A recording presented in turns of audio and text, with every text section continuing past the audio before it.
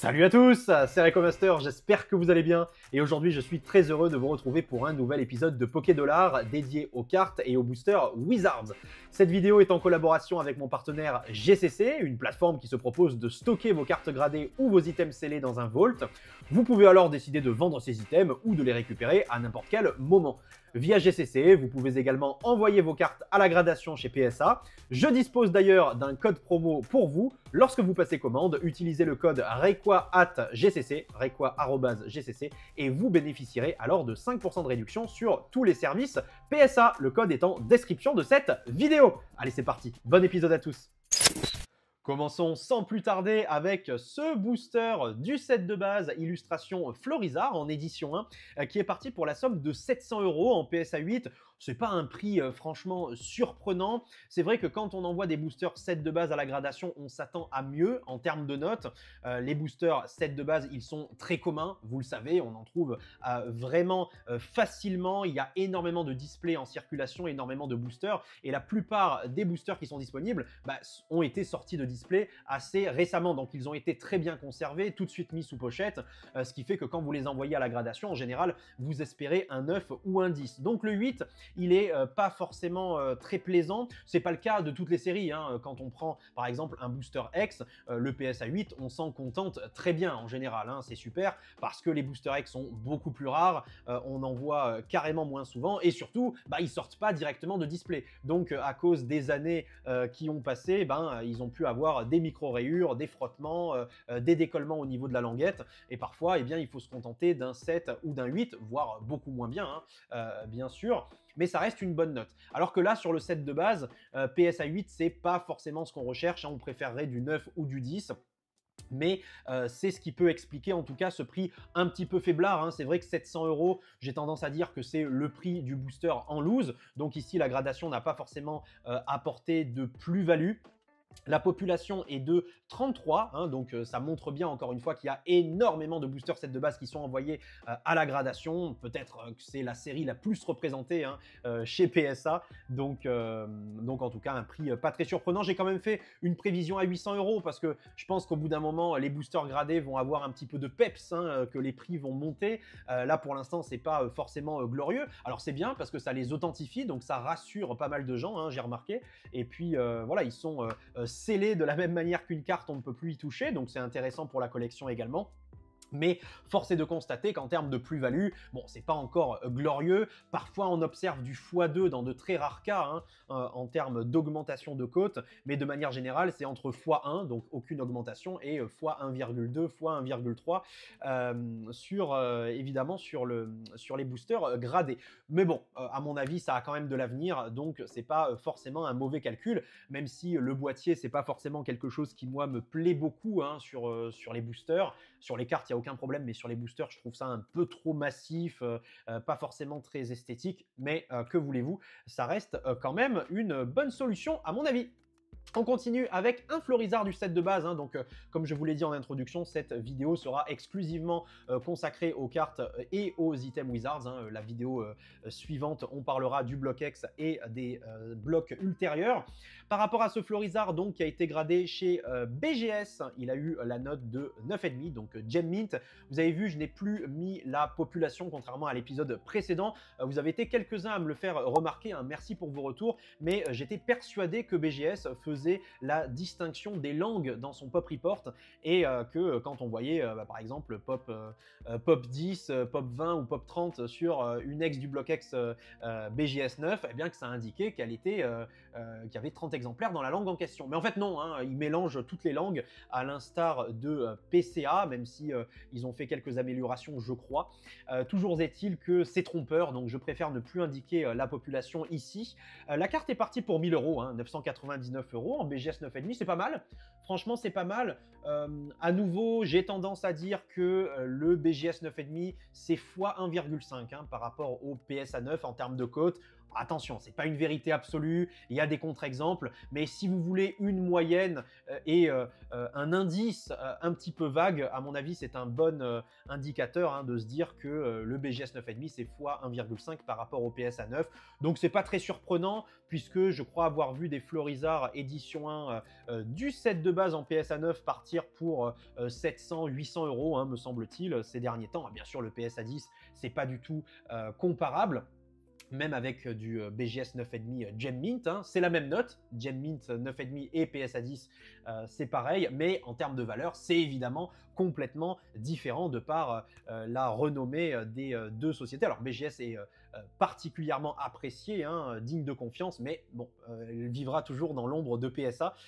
Toujours est-il que 1000 euros, c'est un très bon prix, je trouve, pour cette carte. J'ai fait une prévision à 1100 euros parce que je vois bien le set de base continuer à monter dans les prochains mois. Mais encore une fois, ce n'est que spéculation. Cette vente a eu lieu le 13 janvier 2025. On continue avec un Dracofeu, justement, du set de base en édition 1 PSA 9 qui est parti pour 4100 euros. Alors, le Dracofeu, j'ai l'impression qu'il a pris un peu du plomb dans l'aile hein, en termes de cote. Récemment, j'ai eu l'impression que la carte se vendait plus entre 4500 et 5000 euros il y a quelques mois. Hein. Et là, elle a un petit peu pris du plomb dans l'aile, j'ai l'impression. Ça fait plusieurs ventes comme ça où elle part à 4000, 4002, 4100. Donc, ça semble confirmer cette tendance en tout cas. C'est pas que la carte est moins digne d'intérêt qu'avant. Hein. Ça reste la carte maîtresse de notre hobby, en tout cas en termes de popularité au grand public, hein, on va dire. Mais force est de constater en tout cas que sa cote a un petit peu baissé.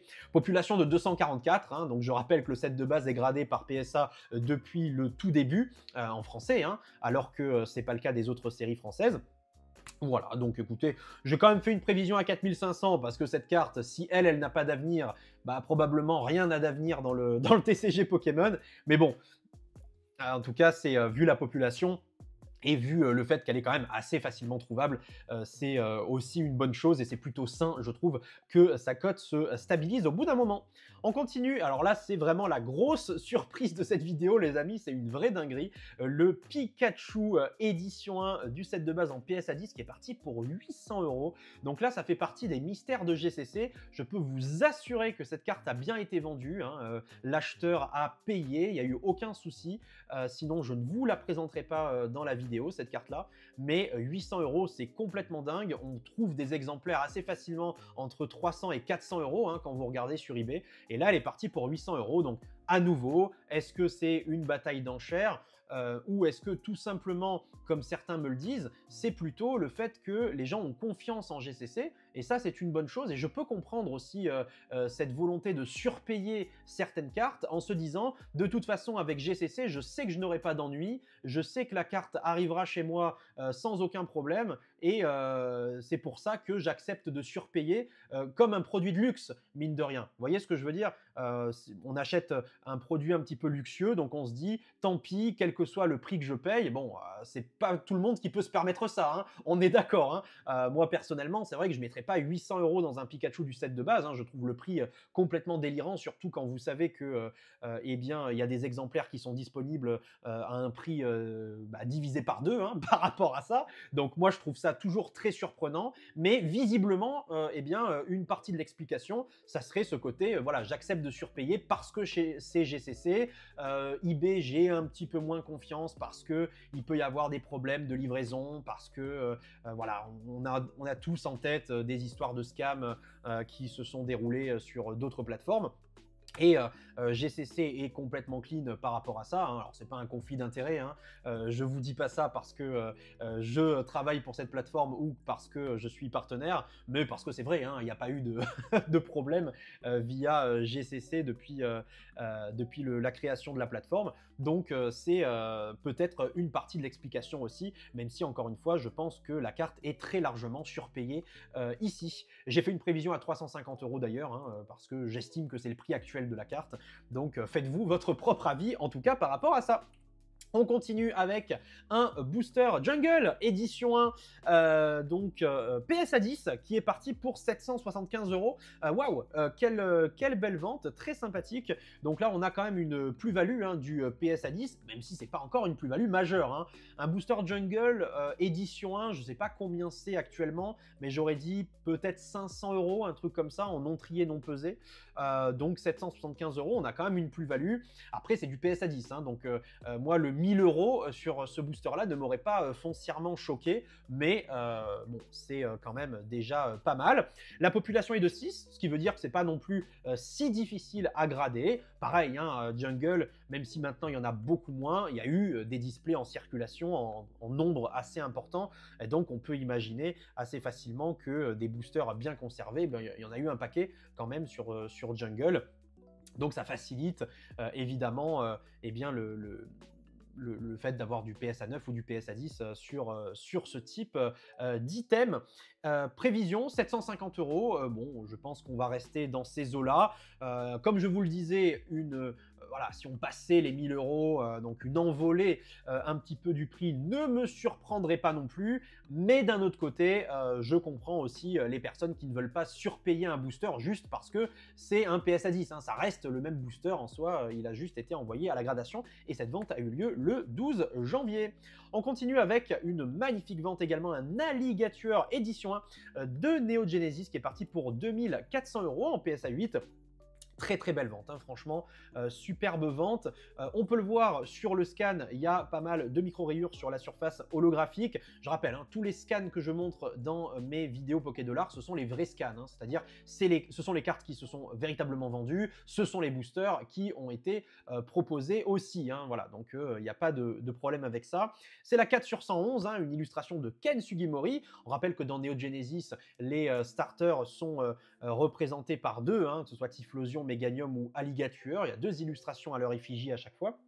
Ici, c'est le Alligator de Sugimori dans sa posture un petit peu officielle, hein, j'ai envie de dire, même si l'autre l'est encore plus. Si vous avez en tête l'autre illustration du Alligator, bon, c'est vraiment l'artwork hein, pour le coup, mais en tout cas très très sympathique cette carte, hein, qui a été vendue pour 2004, comme je le disais. Vu les micro-rayures, vu le fait que bon, ça a l'air quand même de ne pas être le meilleur 8 de l'histoire, je trouve ça légèrement surpayé. Voilà, si vous me demandez mon avis, je trouve ça légèrement surpayé. J'ai fait une prévision à 2000 €. Bon, je pense que le véritable prix se situe davantage entre 1500 et 2000 €. En tout cas, moi, c'est ce que j'aurais pu payer sur cette carte si je collectionnais le PSA 8. Mais en tout cas, bon, 2400, c'est pas non plus terrible. On rappelle que sur des cartes qui sont comme ça particulièrement rares, à la limite de l'introuvable, ben, parfois, la cote, vous avez beau dire c'est surpayé, c'est sous-payé, en réalité, c'est ce que les acheteurs sont prêts à mettre, hein. Si vous avez le bon portefeuille à un moment T, si vous avez le bon acheteur qui a la trésorerie à l'instant T, eh bien évidemment, peu importe le prix, s'il veut la carte, il l'aura. Voilà, donc finalement, c'est pas non plus dramatique que ce soit au-dessus de l'estimation que j'avais prévue, mais c'est vrai que j'aurais estimé, en tout cas dans cet état-là et vu la condition, j'aurais estimé la carte davantage entre 1500 et 2000 €. Elle est pop 6 en plus, hein, donc c'est pas non plus introuvable, hein. Sur du Neo édition 1, il y a bien pire que ça, vraiment. Parfois, il y a des cartes qui sont pop 1, pop 2, voire pop 0 hein, sur du Neo édition 1, tellement c'est rare, tellement c'est introuvable en français. Donc, c'est quand même une carte que vous pouvez finir par trouver. On continue avec le Dracofeu Obscur. Ça, c'est une grosse vente aussi, hein. Dracofeu Obscur édition 1 de Team Rocket. Donc, bon, c'est quasiment comparable au Neo en termes de rareté. Peut-être un petit peu moins rare quand même, hein, le Team Rocket édition 1. Mais c'est particulièrement difficile à trouver, que ce soit en carte ou en booster.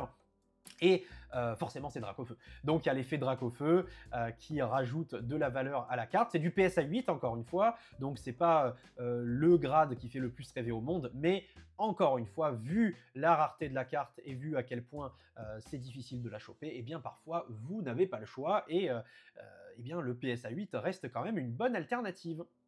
Pop 12, pour ce Dracofeu Obscur, c'est pas non plus introuvable, vous pouvez la récupérer. Si elle était PSA 9, j'aurais bien aimé voir le prix de vente, hein, pour le coup, ça m'aurait assez intéressé, hein. Est-ce qu'on serait plus autour de 6000 € ou une une somme supérieure. En tout cas, c'est déjà très bien pour du PSA 8. Moi, j'avais pensé à 3000 €, entre 3000 et 3002. C'est le prix auquel j'avais pensé au moment où l'enchère a été lancée sur GCC. Et puis finalement, la carte est partie pour 3007. Donc quand même, je me suis trompé hein, parce que c'est 500 € de plus que le prix que j'avais prévu. Voilà, donc j'ai fait une prévision à 3500 € pour rétablir un petit peu l'équilibre, hein, légèrement en deçà de ce prix-là. On verra bien, hein, la prochaine vente, il y aura vraisemblablement une autre vente, hein, vu que la carte est Pop 12, on peut espérer que pendant l'année, eh bien, on ait d'autres exemplaires de Dracofeu Obscur édition 1 Team Rocket PSA 8 hein, potentiellement qui soient disponibles sur le marché. La vente a eu lieu le 26 janvier, donc hein, comme je le disais, et puis 3700 €, c'est vraiment un très beau prix. On continue avec un Fenard Reverse de la série Aquapolis en PSA 9. Voilà, parfois c'est bien aussi de passer des cartes un petit peu plus modestes, hein, ça nous permet de varier les plaisirs. Et cette carte-là est partie pour 390 €. C'est vrai que les Reverse en ce moment on le vend en poupe, alors surtout les Reverse du Block X avec Stamp, bien évidemment, mais c'est un peu le cas aussi des e-series avec Aquapolis, avec Expédition. Eh bien, les Reverse partent plutôt bien, je trouve. Preuve en est ce Fenard en PSA 9. On rappelle que on peut dire que c'est une rare reverse, c'est pas une holo reverse parce que les holos dans Aquapolis ont la fameuse numérotation avec le H en bas à droite et ici c'est la 25 sur 147 donc c'est la rare reverse en fait. Hein, voilà. Mais elle est très jolie, c'est un Pokémon apprécié, Fenard et puis c'est une belle illustration de Kagemaru Himeno en plus, hein, l'une de mes illustratrices préférées, illustration très joyeuse. Hein. On dirait ici un feat entre Himeno et Nishida, hein, comme si les deux avaient croisé leur art pour pondre cette illustration qui est vraiment très jolie. Les deux Fenards ont l'air de bien s'amuser. J'avais prévu 350 € pour cette carte. Bon, elle est partie pour 390 €. Hein, grosso modo, on est dans le même ordre d'idée. Ce qui peut jouer en faveur de cette carte, c'est sa population. Hein. Et oui, elle est pop 1. Donc les Reverse eh bien d'Aquapolis, c'est pas leur difficulté à grader qui ici fait de cette carte une pop 1, c'est surtout le fait qu'elles sont rares dans le sens où vous avez quand même 147 cartes hein, dans la série Aquapolis, hors holo, etc. Donc 147 Reverse. Mais sauf que les Reverse, comme vous le savez, pour en trouver une à l'état 9, il faut se lever de bonne heure, parce que parfois vous allez tomber sur une ou deux cartes, mais alors pour trouver celle qui vous manque, c'est très difficile. Hein. En état mint, ça devient mission impossible. Donc c'est ça aussi qui explique la population, c'est que ce sont des Reverse qui apparaissent vraiment rarement. Une fois que vous en avez une en mint ou que vous la sortez de booster, avoir PSA 9 ou PSA 10, c'est pas difficile, honnêtement, hein, vu la qualité de production, la qualité de print de cette série, c'est pas difficile. Mais c'est le simple fait de trouver la carte en fait qui est compliqué. Voilà, donc très jolie vente pour une rare reverse, très jolie Fenard. On continue, waouh, alors là ça c'est une sacrée vente, hein. Ça c'est une vraie dinguerie, peut-être l'une des 3 cartes qui m'a le plus marqué dans ce mois de janvier. Il s'agit donc du Suicune d'Aquapolis en PSA 10 holographique, avec le fameux H hein, dont je vous parlais en bas, H25 sur H32, hein, pour désigner le fait que c'est une holographique qui est partie pour la somme de 4800 €. C'est une vraie folie. Illustration d'Atsuko Nishida, hein, donc l'un de mes Suicune préférés, et Atsuko Nishida, l'une de mes artistes préférées, vous le savez aussi. Mais incroyable, hein, vraiment, ce Suicune, une vraie dinguerie. Que dire sur cette vente, si ce n'est que c'est une somme énorme, 4800 €, mais on parle de PSA 10, voilà. Donc c'est une carte PSA 10, on peut comprendre évidemment que la somme soit très haute. J'ai fait une prévision de 4000 parce que sur ce type de carte, ça peut très vite fluctuer en fait. Hein. Vous pouvez avoir une vente à 4000 et puis la vente d'après c'est 5000 et la vente d'après c'est à nouveau 4000. En fait, c'est très difficile de trouver une cote établie. On rappelle que ce sont des cartes qui sont pop 1, pop 2, pop 3 pour celle-ci. C'est vraiment encore une fois ce que les acheteurs sont prêts à mettre. Est-ce que la trésor est disponible à ce moment T? Donc c'est un mélange de facteurs qui font que établir une cote réelle sur ces cartes-là, c'est particulièrement difficile. mais ça reste une vente magnifique. Donc félicitations à l'acheteur et au vendeur, parce qu'ici je pense que tout le monde est gagnant.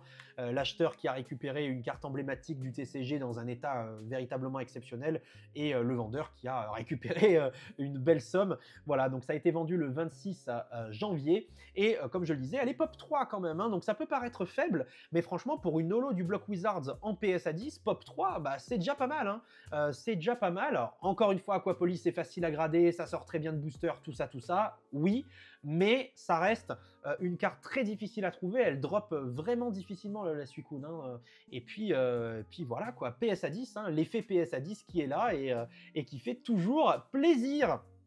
On continue avec le Démolos. Ah bah oui, le Suicune n'était pas la seule carte d'Aquapolis en PSA 10 à avoir été vendue sur GCC pendant ce mois de janvier. On a ce Démolos qui est parti, lui, pour la somme de 5000 €. C'est une vraie folie. Illustration d'Hajime Kusajima. J'aime beaucoup hein, ce Démolos. J'en ai déjà parlé sur la chaîne, mais tous les Démolos holographiques du bloc Wizard, je les adore. Ma préférence quand même pour le Démolos holo de Néo Révélation qui hurle à la lune, hein, et évidemment avec cette description qui fait état de la faucheuse, hein, de son cri qui ressemble à la personnification de la mort.